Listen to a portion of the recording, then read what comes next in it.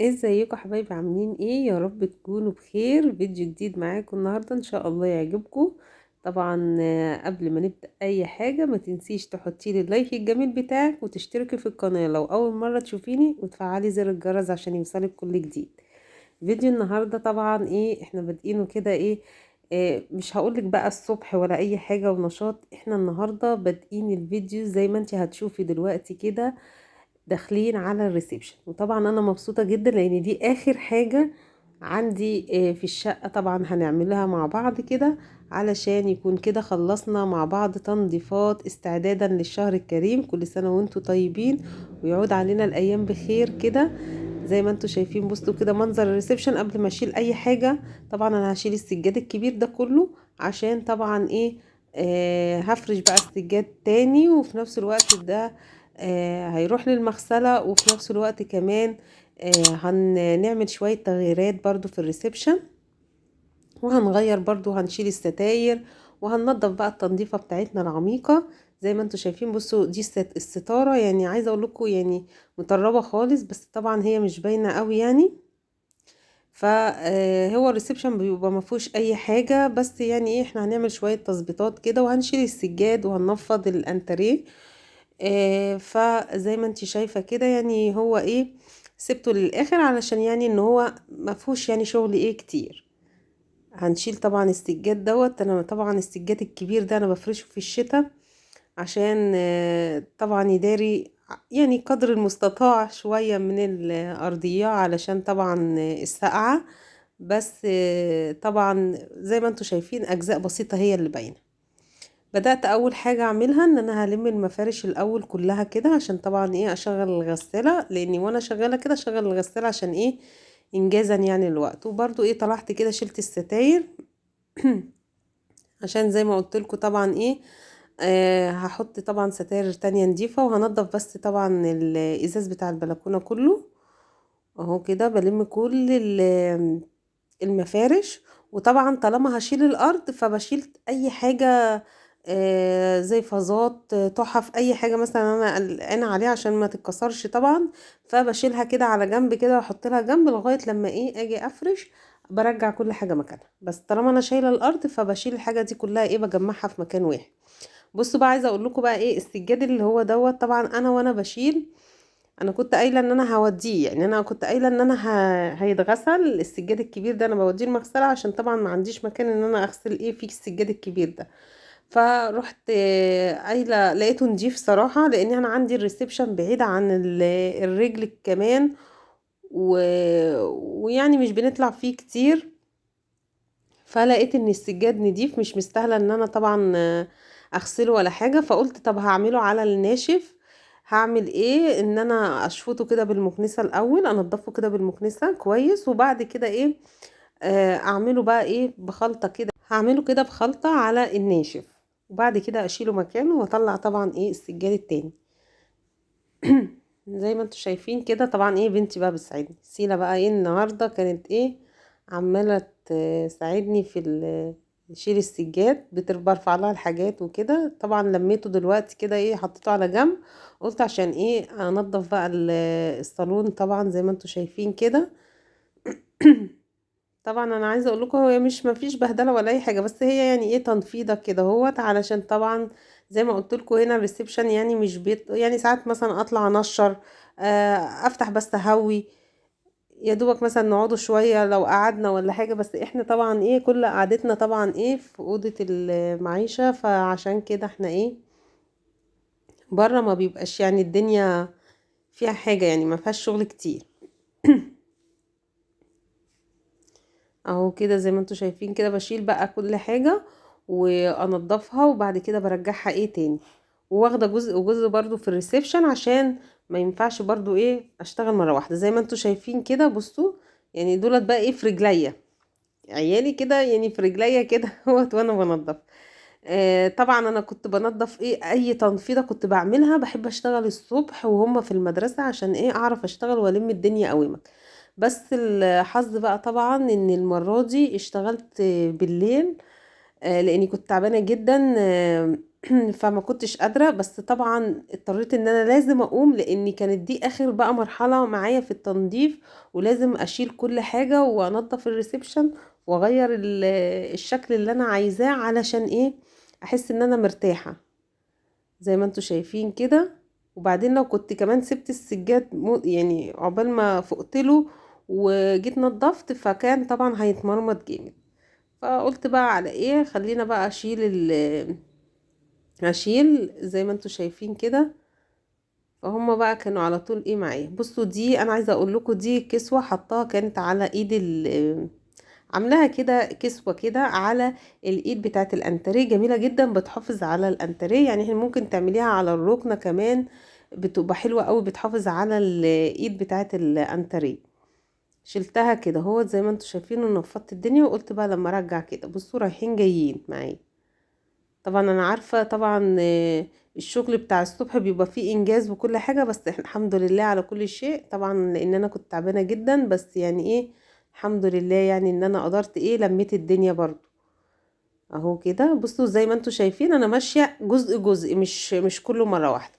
اكنس الاول بالمكنسة، وبعد كده هو تألم السجاد، وقلت بقى لما ايه انضف خالص، امسك بقى السجاد كده، احطه بقى الصبح في البلكونة وانضفه على الناشف، وبعد كده بقى ايه، ياخد الشمس حلوة كده او يتهوى، وبعد كده اشيله زي ما انتوا شايفين كده. بلم اول حاجة كده بالمكنسة اهو كده.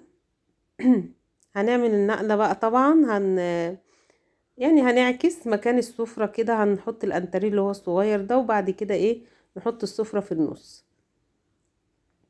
اهو كده. بدأت بقى ايه، خلاص كده انا شلت كده السجاد كله. هديها بقى ايه كنسة كده محترمة، عشان لو في اي حاجة طبعا. وبعد كده بقى ايه، اشغل بقى ايه المسح اهو كده. طبعا الحمد لله دي كانت اخر حاجة معانا في التنظيفات. نستعد بقى ان شاء الله. طبعا انا كل حاجة نظفتها تنظيفة عميقة، ومن كل حاجة، وحيطان وكل حاجة، بس طبعا ما فرشتش، كنت لسه ما فرشتش. بحب لما بخلص خالص كله افرش بقى مرة واحدة. بتبقى فيه برضو مسحة، اللي هي المسحة الأخيرة بقى، بنحط بقى طبعا كلور ألوان، وفي نفس الوقت كمان معطر كده جميل للأرضيات، وبنمسح الأرض كلها. وبعد كده بنفرش، بتحسي كده ايه الدنيا بقى، الريحة، الروائح الحلوة، روائح النظافة، في نفس الوقت الدنيا ايه، اتلمت كده وجميلة. والأرض كمان بتبقى ايه، بتديها لمعة حلوة كمان. لكن انا في المسح ده عادي، بتبقى مية يعني، ولا بحط فيها اي اضافات.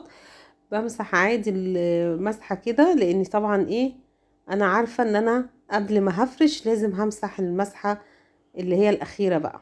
بصوا زي ما انتوا شايفين كده ايه، بدأت كده امسح. دي كده المسحة دي مكان بس ايه السجاد، وطبعا ما شلت وكده، ونفضت الصالون اهو كده زي ما انتوا شايفين. وبعد كده ان شاء الله لما اجي افرش همسح برضو ايه مسحة تانية. طبعا ايه كانت الدنيا ليل، وانا كده شغالة زي ما انتوا شايفين اهو كده. كده خلصت بقى الجزء ده.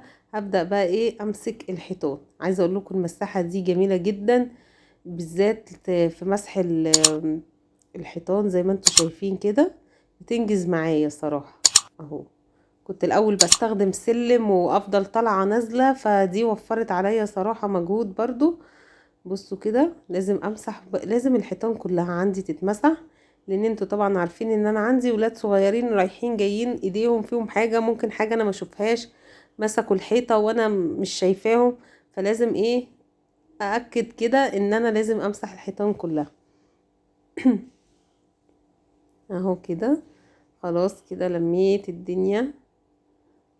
فضلت كده امسح. ان شاء الله بقى انتظروني كده باذن الله لما افرش بقى ايه، يكون بس ايه خلصت كده. انا كده خلصت كل حاجة، بس ان شاء الله كده مستنية بس شوية حاجات كده، وبعد كده نفرش بقى مع بعض بإذن الله. بصوا بقى ايه، كنت بقى بزق بقى السفرة، بحاول بقى اجيبها كده، بنصصها كده في النص اهو. طبعا انا ما كنتش عايزة بقى ايه اتقل على الولاد، عايزه اقول لكم انا ايه، اعمل حاجه وبعدين اوقف ارتاح شويه وبعد كده ارجع اروح اكمل تاني. فالحمد لله يعني ان ايه، ان انجزت برضو. هنا تحت الشباك ده المكان اللي كانت فيه السفره. نظفت طبعا الشباك زي ما انتم شايفين كده، بصوا نضيف ازاي. و مسحت طبعا تحتيه علشان بقى ايه ارجع الانتريه الصغير دوت تحت كده، تحت الشباك ده اهو كده. لازم يتحط طبعا على النظافة اهو. كرسي طبعا هو مساعد معايا ان انا بزق الحاجة، هي الحاجة تقيلة بس طبعا، بس بيساعد معايا ايه، ان السيراميك يعني ان ازق كده الحاجة قوي اهو زي ما انتم شايفين كده. كده خلاص انا غيرت كده النقلة وحطيت السفرة كده في النص. وزي ما انتم شايفين بصوا، لما كل حاجة على البوفيه كده على جنب كده، ولما باجي افرش بقى بمسحها بالجلاس وبعد كده ارجعها بقى مكانها.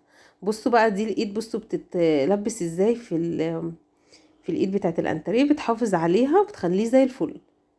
انت ممكن تعملي الفكرة دي لو عندك مثلا ركنة، عندك انتريه وعايزة تحافظي عليه، ممكن تعملي له النظام ده، جميلة جدا اهو. بصوا كده لبستها، بصوا زي الفل ازاي، زي ما انتوا شايفين. بصوا خلصت ازاي كده. خلاص كده احنا لمينا الدنيا، فاضل ان شاء الله الفرش. ربنا يسهل ويقوينا باذن الله ونفرشه على خير. ولو وصلتي للجزء ده من الفيديو يا ريت تشجعيني باللايك وتشتركي في القناة وتفعلي زر الجرس عشان تشاهدي بقى الفيديوهات ان شاء الله الجاية كتير اهو. بقول لكم بقى ايه رأيكم، يا رب يعجبكم الفيديو بتاع النهاردة. وبكده خلصنا. بصوا بقى المنظر، خلاص كده خلصنا خلاص ولمينا الدنيا. طبعا خلاص كده فاضل تاتشات بسيطة، فرش الأرضية، وان احنا كمان نحط بقى مفارش الحلوة دي بتاعتنا، وفي نفس الوقت كمان نعلق بقى الستاير، وكده يبقى خلصنا الدنيا. بصوا هنا كده، دي كده خلاص. حتى برضو البلكونة نضفتها اهو كده. كده خلصنا خلاص الدنيا. بصوا بقى كده، بصوا ايه، قولوا لي بقى ايه رأيكم في النظام بقى كمان دوت. النظام ده انا بحب اعمله ايه، يعني على دخلة رمضان بحب اعمل النظام ده كده زي ما انتوا شايفين. بحب اجيب السفرة كده في النص. قولوا لي بقى ايه رأيكم في النظام ده، شكله جميل ولا ايه؟ يا رب بقى يكون الفيديو بتاع النهاردة عجبكم كده. بصوا كده، والشباك انا بقول لكم بقى ايه رأيكم برضو. النظام اهو حطيت كده زي ما انتوا شايفين الانتريه الصغير، والشباك طبعا كنت سايباه يعني مفتوح شوية يهوي، وفي نفس الوقت نضفته كمان. انا ما بستخدموش كتير بس يعني ايه، بحب كده افتحه من وقت للتاني علشان يهوي طبعا الريسبشن. زي ما انتوا شايفين كده خلاص خلصنا خلاص الحمد لله. ادعولي بقى عقبال الفرش. يا رب يكون الفيديو عجبكم واشوفكم على خير، والسلام عليكم.